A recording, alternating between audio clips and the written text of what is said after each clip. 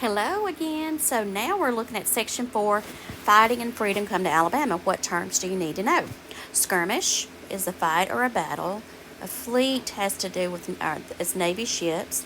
And cadet is a young trainee in armed forces. So by the end of this presentation and by the end of this study, your essential question, your EQ, is how did battles affect Alabama's people?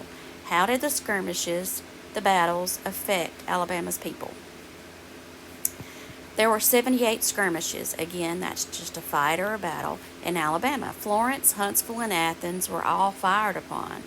By 1863, there was an official granting of freedom to slaves. Emancipation Proclamation on January 1st, 1863, President Abraham Lincoln, this is Lincoln, and I've got a picture of him you can see in just a minute. I'm sure all of you already know who that is, but just in case. President Abraham Lincoln signed the Emancipation Proclamation. This order freed the slaves. It made them free. They were no longer to be held captive. This was in the Confederate States. Lincoln encouraged slaves to join the Union. Even though they were legally free, the states were still held in slavery. This is Colonel Strait. Let's learn about Colonel Strait here.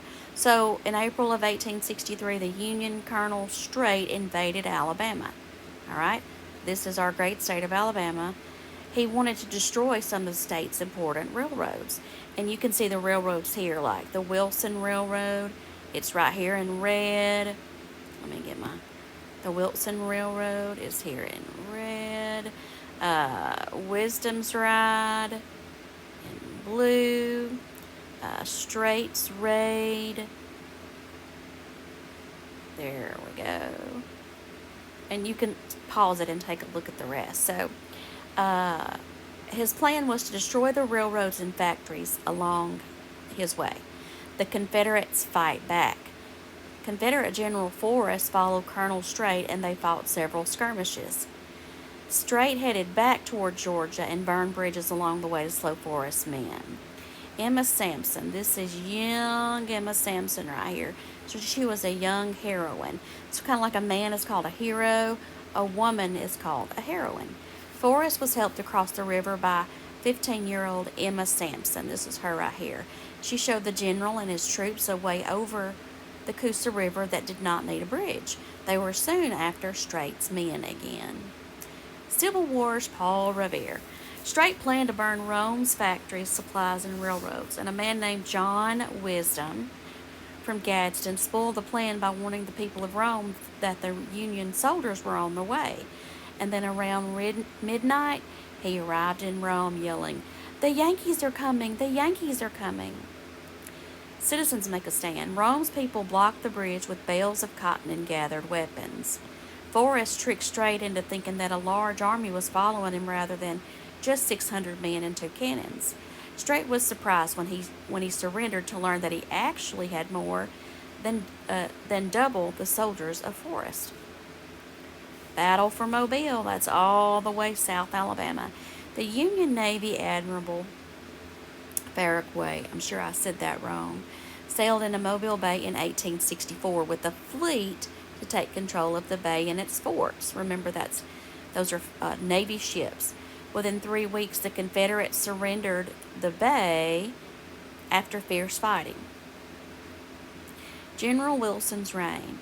So the Union plan was to destroy anything that could help the Confederacy. They did not want to help them. General Wilson led troops to destroy factories in Selma, Ellington, Tuscaloosa, along with the University of Alabama, where the Confederate cadets were raised, and those are just young cadets, young soldiers. The University of Alabama is burned. Union General Croxton was sent to Tuscaloosa. He burned factories, took men as prisoners, and took cadets' weapons. Croxton's men burned the buildings of the University of Alabama. The battle for Selma is lost. Wilson's army, the Union Army, destroyed mines and factories on the way to Selma. After a battle, the weapons in the factories in Selma were destroyed. Union troops stole food and anything else they wanted, but burned most of the town's buildings.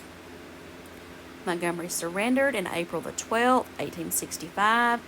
The troops kept control. Confederate soldiers set fire to 100,000 bales of cotton. The city's military, supplies, factory, railroad cars, and steamboats were all destroyed. So, in 1865, we see the end of the Civil War. General Lee, who was the leader of the Confederate Army, surrendered to General Grant, leader of the Union Army, on April the 9th, 1865, at Appomattox. Sorry, again, I know I butchered that name. Courthouse in Virginia.